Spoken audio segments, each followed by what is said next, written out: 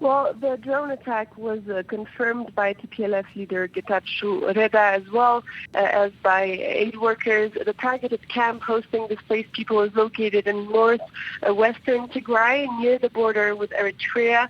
It is, however, still extremely difficult to verify any information of the situation in Tigray as the region remains inaccessible and communications are completely shut down.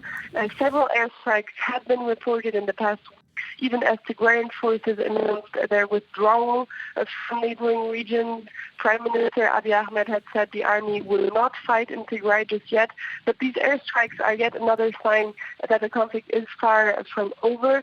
There are almost 2 million people displaced in Tigray due to the war, according to the UN, as well as over 500,000 in the Amhara region. And before this latest airstrikes, humanitarian agencies had already recorded at least 146 deaths due to airstrikes in Tigray since October 18th. Generally speaking, the air force capacity of the Ethiopian military, and especially drones acquired from abroad, has played a major role in this war in recent months and could explain the recent victories over Tigrayan forces. And Maria, it has been about 14 months now since this fighting broke out between the Ethiopian government and Tigrayan rebels. Can you give us a sense on where things currently stand in the conflict? Well, there seems to have been a significant decrease in fighting since the month of December after the withdrawal of Tigrayan forces from the Amhara region and from the Afar region.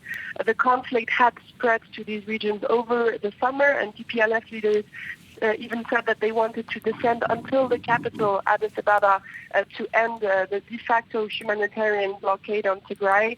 But their advance stopped about 200 kilometers northeast of Addis Ababa in November, although it's still unclear why exactly they retreated.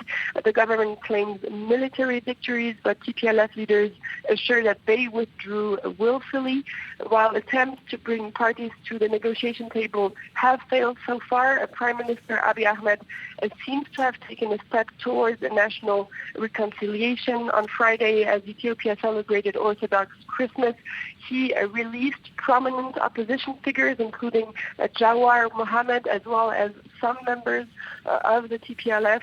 However, with these recent airstrikes in Tigray, as well as the very severe humanitarian crisis still unfolding in the region, the question of Tigray is far from solved, although the Prime Minister is clearly in a position of strength at the moment. So we'll have to see how the situation evolves in the coming weeks and how Tigrayan forces will respond to these attacks.